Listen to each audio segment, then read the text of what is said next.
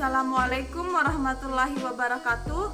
Perkenalkan, nama saya Hasnida dengan nomor NIM 105731108 dari kelas Akuntansi 19C, Program Studi Akuntansi, Fakultas Ekonomi dan Bisnis, Universitas Muhammadiyah Makassar. Pada kesempatan kali ini, saya akan membawakan materi tentang pajak pertambahan nilai atau PPN. Diajukan untuk memenuhi tugas ujian akhir semester mata kuliah akuntansi perpajakan yang diampu oleh Ibu Saida Said, SE, MAK.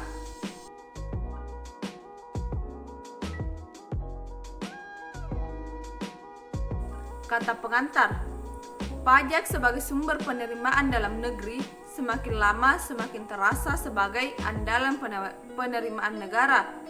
Pajak merupakan kewajiban yang harus dibayar oleh masyarakat, baik pribadi maupun dari pendapatan atau penghasilan kepada pemerintah yang ditujukan untuk kegiatan pembangunan di segala bidang. Pajak pertambahan nilai atau PPN merupakan pajak yang dikenakan atas penyerahan barang atau jasa kena pajak di daerah yang dilakukan oleh pabrik, penyaluran utama ataupun agen utama atau importer.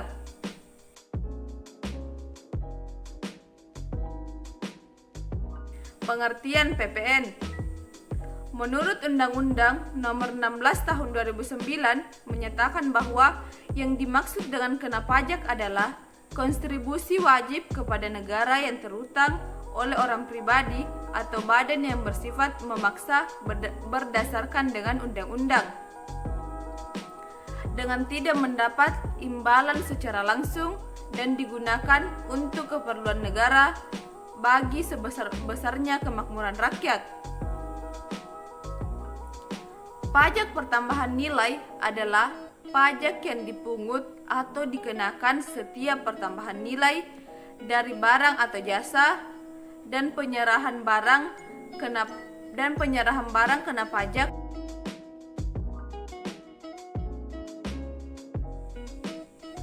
Dasar hukum pajak pertambahan nilai.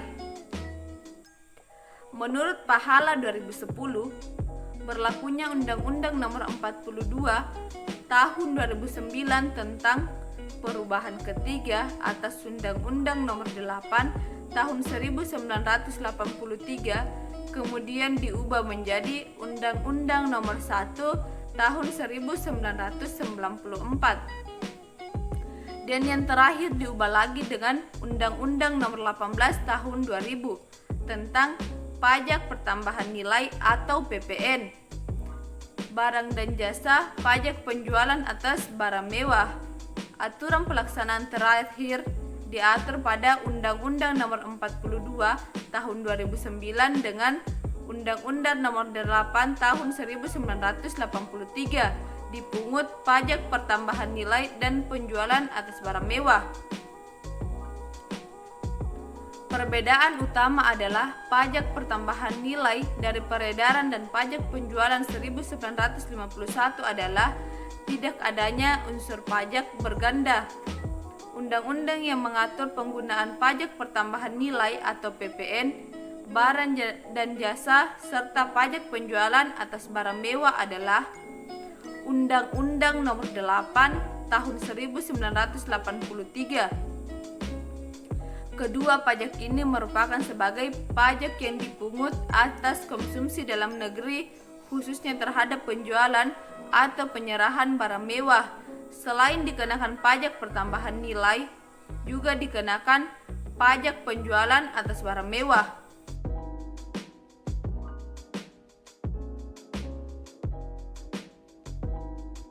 Dasar pengenaan pajak pertambahan nilai, yaitu nilai berupa uang termasuk semua biaya yang diminta atau seharusnya diminta oleh eksportir PPN terutang, dihitung dengan cara mengalihkan tarif PPN dengan dasar pengenaan pajak atau DPP yang yaitu Yang pertama yaitu harga jual. Nilai berupa uang termasuk semua biaya yang diminta atau seharusnya diminta oleh penjual karena penyerahan BKP. Tidak termasuk PPN dan potongan harga yang dicantumkan dalam faktur pajak. Yang kedua yaitu pergantian. Nilai berupa uang termasuk semua biaya yang diminta atau seharusnya diminta oleh pengusaha karena penyerahan JKP, ekspor JKP, atau ekspor BKP tidak berwujud. Tidak termasuk PPN dan potongan harga yang dicantumkan dalam faktur pajak. Atau nilai berupa uang yang dibayar atau seharusnya dibayar oleh penerima jasa karena impor JKP atau penerimaan manfaat dari impor BKP tidak berwujud. Yang ketiga yaitu nilai impor. Nilai berupa uang yang menjadi dasar perhitungan bea cukai ditambah pungutan dan cukai untuk impor BKP tidak termasuk PPN dan PPNB.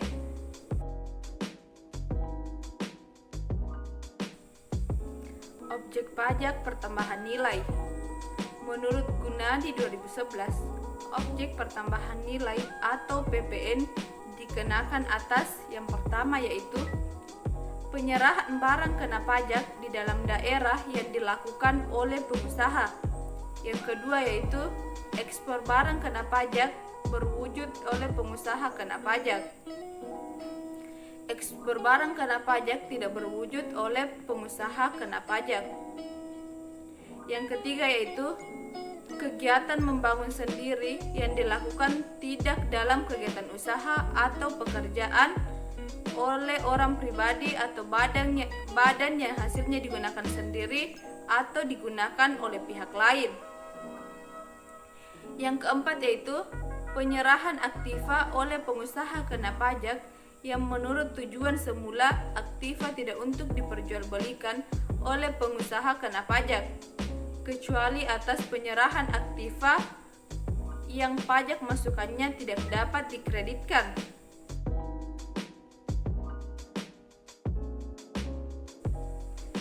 Subjek pertambahan nilai.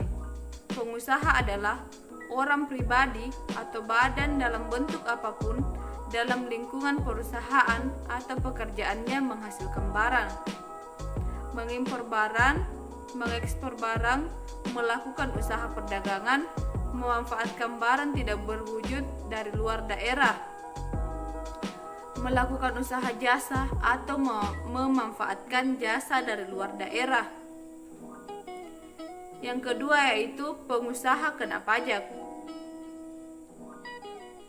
Pengusaha kena pajak adalah pengusaha yang mengekspor BKP yang telah dilakukan sebagai PKP. Yang ketiga yaitu pengusaha kecil. Pengusaha kecil adalah pengusaha yang dalam satuan tahun buku melakukan penyerahan sebagai berikut. A. BKP dengan jumlah peredaran bruto tidak lebih dari 240 juta rupiah. B. JKP dengan jumlah peredaran bruto tidak lebih dari 120 juta rupiah. Subjek pertambahan nilai. Pengusaha adalah orang pribadi atau badan dalam bentuk apapun dalam lingkungan perusahaan atau pekerjaannya menghasilkan barang, mengimpor barang, mengekspor barang, melakukan usaha perdagangan, memanfaatkan barang tidak berwujud dari luar daerah, melakukan usaha jasa atau memanfaatkan jasa dari luar daerah. Yang kedua yaitu pengusaha kena pajak. Pengusaha kena pajak adalah pengusaha yang mengekspor BKP yang telah dilakukan sebagai PKP. Yang ketiga yaitu pengusaha kecil. Pengusaha kecil adalah pengusaha yang dalam satuan tahun buku melakukan penyerahan sebagai berikut. A. BKP dengan jumlah peredaran bruto tidak lebih dari 240 juta rupiah. B. JKP dengan jumlah peredaran bruto tidak lebih dari 120 juta rupiah. Tarif pajak pertambahan nilai. Tarif pajak pertambahan nilai telah diatur dalam Undang-Undang Nomor 42 Tahun 2009, perubahan ketiga atas Undang-Undang Nomor 8 Tahun 1983 tentang pajak pertambahan nilai barang dan jasa, yaitu sebagai berikut. 1. Tarif pajak pertambahan nilai. Kedua, tarif PPN atau ekspor BKP adalah 0%. Yang ketiga, tarif PPN yang berlaku saat ini adalah 10%. Dan yang keempat, dengan PP, tarif PPN dapat diubah serendah-rendahnya 5% dan setinggi-tingginya 5%. Dasar pengenaan pajak. Dasar pengenaan pajak adalah dasar yang dipakai untuk menghitung pajak yang terutang berupa jumlah harga jual, pergantian, nilai impor, nilai ekspor, atau nilai-nilai lain yang ditetapkan dengan peraturan Menteri Keuangan. Yang pertama yaitu harga jual adalah nilai berupa uang yang termasuk semua biaya yang diminta atau seharusnya diminta oleh penjual karena penyerahan barang kena pajak atau BKP tidak termasuk PPN yang dipungut menurut Undang-Undang PPN dan potongan harga yang dicantumkan dalam faktur pajak. Yang kedua yaitu pergantian adalah nilai berupa uang termasuk semua biaya yang diminta atau seharusnya diminta oleh pengusaha kena pajak atau penyerahan jasa kena pajak. Yang ketiga yaitu nilai impor adalah nilai yang berupa uang yang menjadi dasar perhitungan yang ditambah pungutan lain yang dikenakan pajak berdasarkan ketentuan dalam peraturan perundang-undangan. Untuk impor BKP tidak termasuk PPN yang dipungut menurut Undang-Undang PPN. Nilai ekspor adalah nilai yang berupa uang yang termasuk semua biaya yang diminta atau seharusnya diminta oleh eksportir. Selanjutnya itu nilai lain adalah nilai yang berupa uang yang ditetapkan sebagai dasar pengenaan pajak dengan keputusan Menteri Keuangan. Karakteristik pemungutan PPN. Yang pertama itu pajak objektif. Pemungutan PPN didasarkan pada pajak objek tanpa memperhatikan keadaan diri wajib pajak atau WP sebagai subjek pajak. Yang kedua yaitu pajak tidak langsung. Secara ekonomis, beban PPN dialihkan kepada pihak lain, tetapi kewajiban memungut, menyetor, melaporkan melekat pada pihak yang menyerahkan barang atau jasa. Yang ketiga yaitu multi-stake tax dilakukan secara berjenjang dari pabrikan sampai konsumen akhir. 4. Dipungut menggunakan faktur pajak, sehingga pengusaha kena pajak atau PKP sebagai pemungut pajak harus menerbitkan faktur pajak sebagai bukti pemungutan PPN. Yang kelima yaitu bersifat netral, dikarenakan baik atas konsumen barang maupun jasa dan dipungut menggunakan prinsip tempat tujuan, yaitu bahwa PPN dipungut di tempat barang atau jasa dikonsumsi. Yang keenam yaitu non-duplikasi, karena terdapat mekanisme pengkreditan pajak masukan. Barang bebas PPN adalah berdasarkan aturan yang berlaku saat ini, jenis barang yang tidak dikenakan PPN adalah barang tertentu dalam kelompok barang sebagai berikut. Yang pertama itu barang hasil pertambangan atau hasil pengeboran yang diambil langsung dari sumbernya. Yang kedua yaitu barang kebutuhan pokok yang sangat dibutuhkan oleh rakyat banyak. Yang ketiga yaitu makanan dan minuman yang disajikan di hotel, restoran maupun makanan warung dan sejenisnya, meliputi makanan dan minuman yang baik dikonsumsi di tempat maupun tidak, termasuk makanan dan minuman yang diserahkan oleh usaha jasa atau catering. Selanjutnya yaitu uang, emas batangan, dan surat berharga.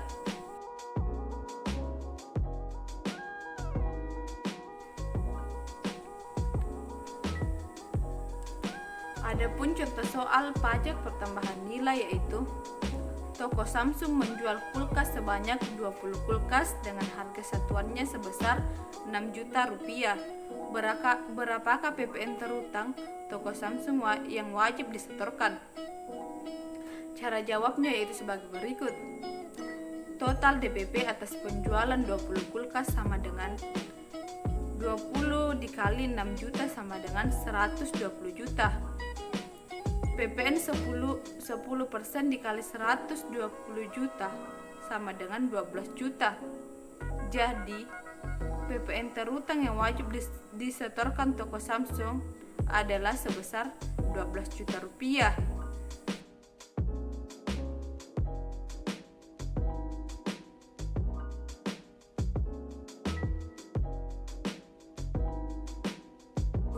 PPN merupakan pajak yang dikenakan atas setiap barang dan jasa yang dimiliki pertambahan nilai dalam peredarannya dari konsumen dan produsen.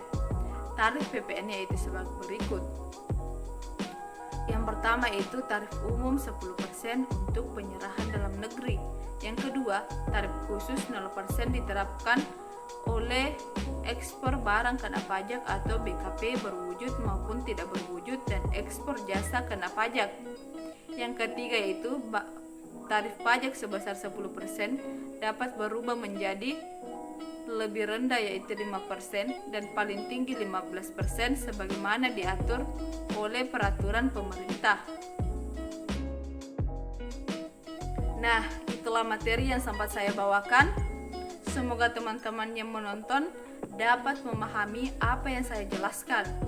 Lebih dan kurangnya mohon dimaafkan. Wabillahi taufiq wal hidayah. Wassalamualaikum warahmatullahi wabarakatuh.